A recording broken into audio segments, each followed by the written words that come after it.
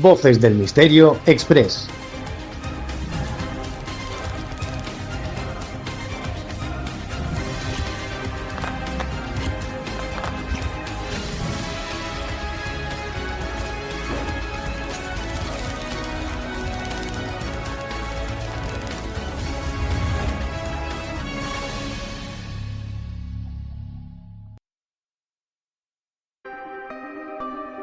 Leyendas, enigmas, fenómenos paranormales, ufología, sociedades secretas, criaturas extrañas y la parte de la historia que nunca te quisieron contar las encuentras aquí, en Voces del Misterio Express.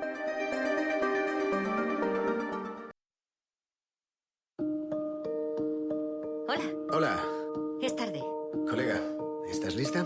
Te la traigo el domingo por la tarde. Que coma bien, ¿vale? Nada de pizzas. Te doy $5 si no se lo dices a mamá. Que sean 35 y no se hable más. Papá, necesitamos platos. Mira, papá, soy de la realeza. ¡Qué guay! ¿Puedo quedármelo? Como quieras. Parece que hay algo. Qué raro, no veo ninguna abertura. ¿Qué quieres decir? Que quien la hizo no quería que nadie la abriera.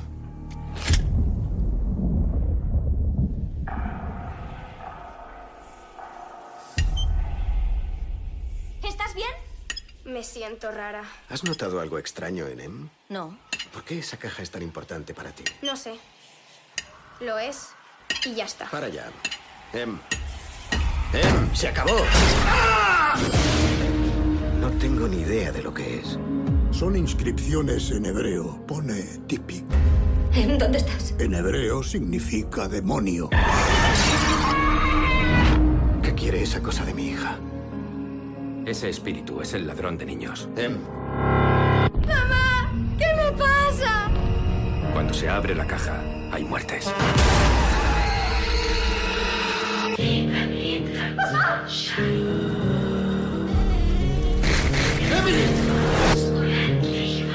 Los médicos no pueden ayudarnos, ¿verdad? En el refugio del más alto, y confiaré en él. Bajo sus alas tendrás protección. Él te guardará. Dios mío. Su verdad.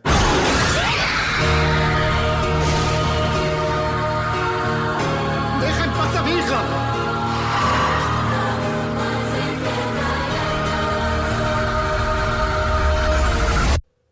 He visto algo dentro de ella.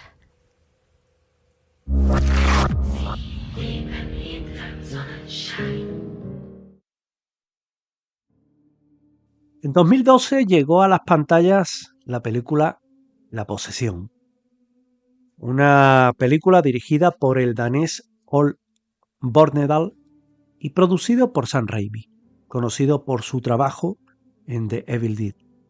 El argumento prometía estremecer al público, la historia de una familia estadounidense que se debe enfrentar a la furia de una fuerza maligna liberada accidentalmente al abrir una misteriosa caja de madera.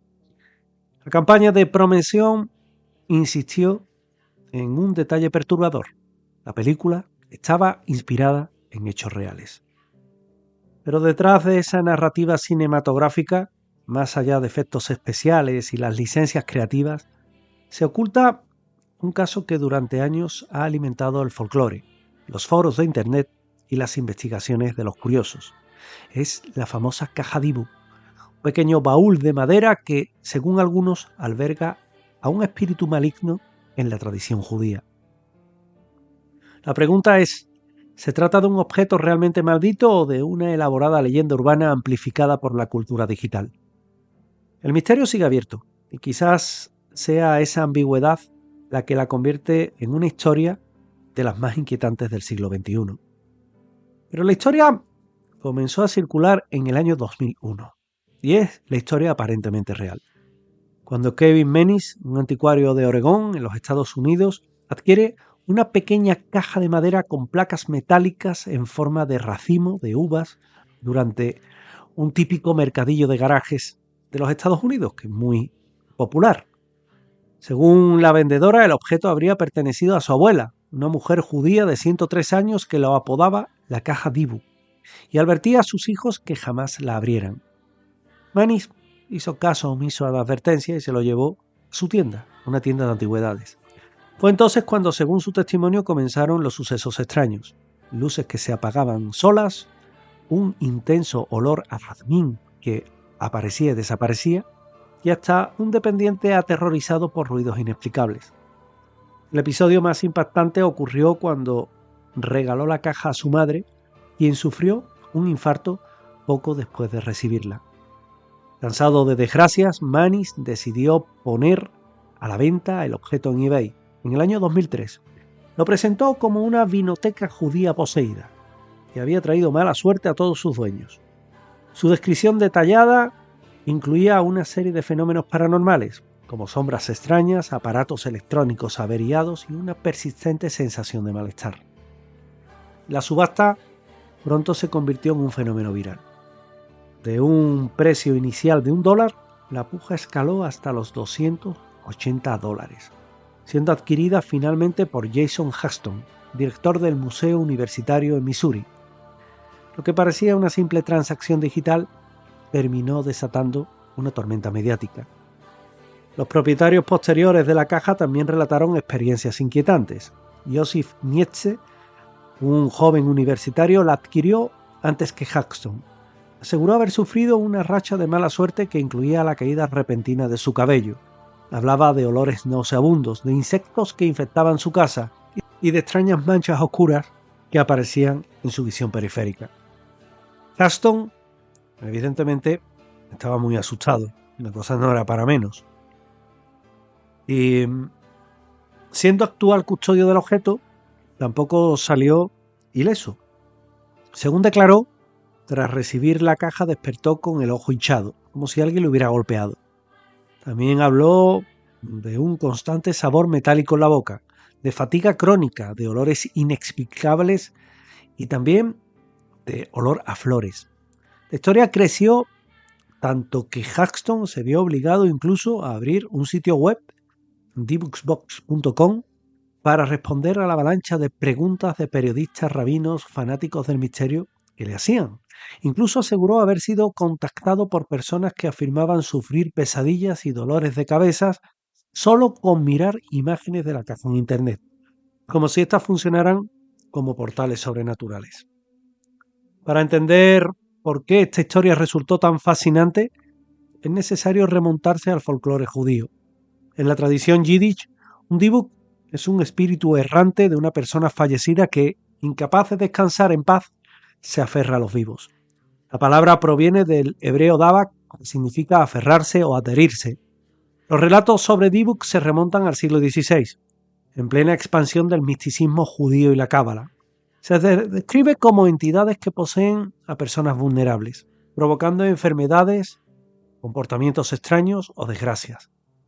En algunos textos religiosos, la liberación de un dibuk requería un exorcismo realizado por un rabino y la participación de un minyan, es decir, un grupo de 10 hombres en oración. Que un objeto físico como una caja pudiera albergar a uno de estos espíritus es una idea poco común, pero no imposible dentro del marco de la tradición judía. Para algunos estudiosos, el baúl pudo haber sido utilizado como un arca portátil para guardar pergaminos sagrados y eso explicaría sus características rituales. El caso de la caja dibuk no puede entenderse sin considerar el contexto en que explotó. Los inicios de los años 2000, cuando eBay era una novedad. Los foros de discusión proliferaban y la blogosfera comenzaba a moldear el consumo de información. El relato combinaba elementos irresistibles: un objeto antiguo, un trasfondo religioso, testimonios en primera persona y la posibilidad de que cualquiera pudiera ver la subasta online. Así, el mito se propagó rápidamente atrayendo tanto a investigadores como a aficionados. El fenómeno llegó a tal punto que en ciudades como Chicago o Long Island se formaron comunidades virtuales dedicadas exclusivamente a debatir sobre la caja. Algunos aseguraban sentir malestar físico tras ver sus fotos online, mientras que otros se burlaban ofreciendo en venta supuestas consolas de videojuegos poseídas. La fascinación por la caja dibuk generó opiniones divididas. Para investigadores como Bill Ellis, especialista en estudios folclóricos en materia estadounidense, de la Universidad Estatal de Pensilvania, estos objetos hallados dentro del baúl, como mechones de cabello, monedas, pétalos de rosa, eran simplemente amuletos familiares comunes en muchas culturas. Decía que no hay nada extraordinario en guardar un mechón de pelo o una moneda conmemorativa.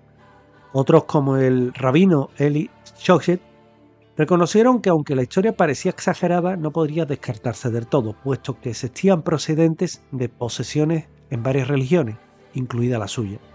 Sin embargo, antropólogos como Elliot Oren se mostraron escépticos. Decía que con todos los males que supuestamente ha provocado, ¿por qué nadie ha destruido la caja? Y la pregunta sigue sin respuesta. Quizás esa resistencia a acabar con el objeto sea lo que mantiene viva la leyenda. Incluso algunos religiosos sugirieron que para romper la supuesta maldición debería celebrarse un funeral judío en presencia de un Minyan. Pero Huston, lejos de querer destruirla, optó por estudiarla, convencida que se trataba de un enigma histórico más que de un simple fraude. La creciente popularidad de la historia llamó la atención de guionistas y productores, y ahí es cuando da el salto al cine.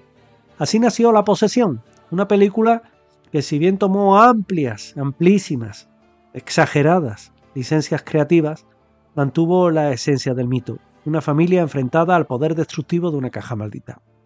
En la pantalla los efectos paranormales se magnificaron, luces que parpadeaban, insectos que emergían, voces demoníacas, una niña poseída. La producción enfatizó que estaba basada en hechos reales, pero muchas veces eso es exagerado y es aprovecharse de una coletilla.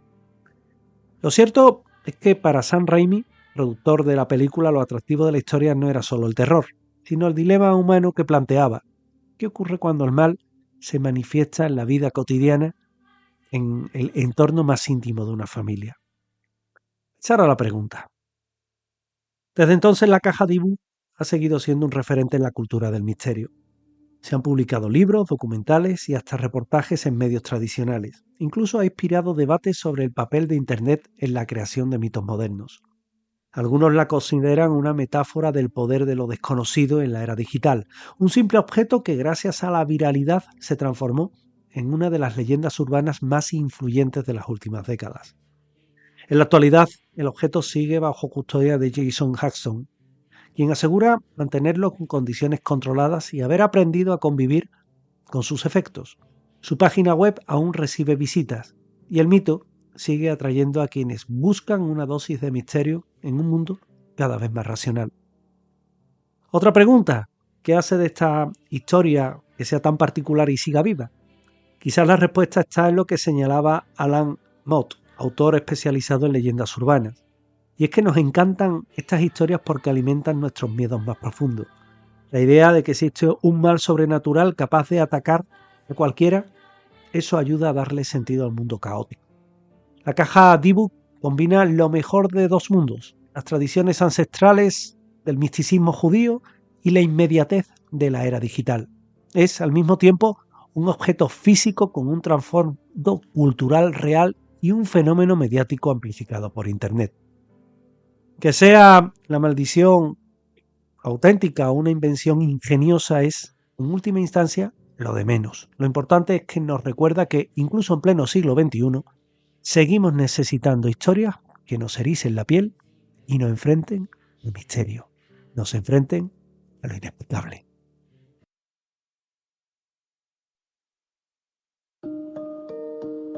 Hola. Hola, Es tarde. colega. ¿Estás lista? Te la traigo el domingo por la tarde. Que coma bien, ¿vale? Nada de pizzas. Te doy $5 si no se lo dices a mamá. Que sean 35 y no se hable más. Papá, necesitamos platos. Mira, papá, soy de la realeza. ¡Qué guay!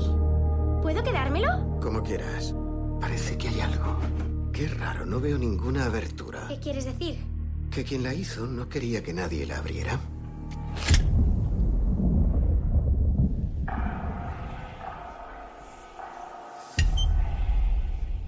¿Estás bien?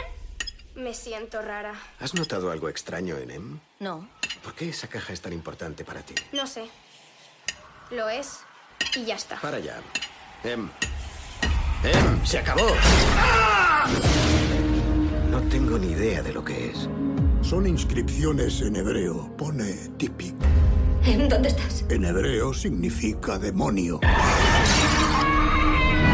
¿Qué quiere esa cosa de mi hija? Ese espíritu es el ladrón de niños. ¡Mamá! ¿Qué me pasa?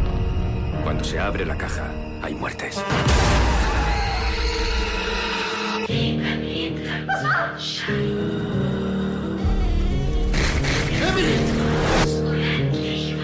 Los médicos no pueden ayudarnos, ¿verdad? En el refugio del más alto, y confiaré en él. Bajo sus alas tendrás protección. Él te guardará. Dios mío.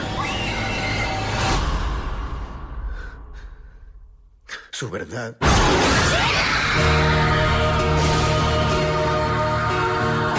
¡Deja en paz a mi hija!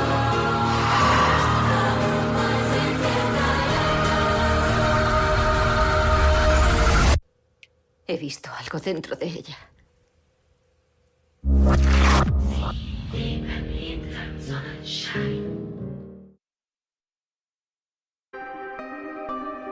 Leyendas, enigmas, fenómenos paranormales, ufología, sociedades secretas, criaturas extrañas y la parte de la historia que nunca te quisieron contar las encuentras aquí, en Voces del Misterio Express.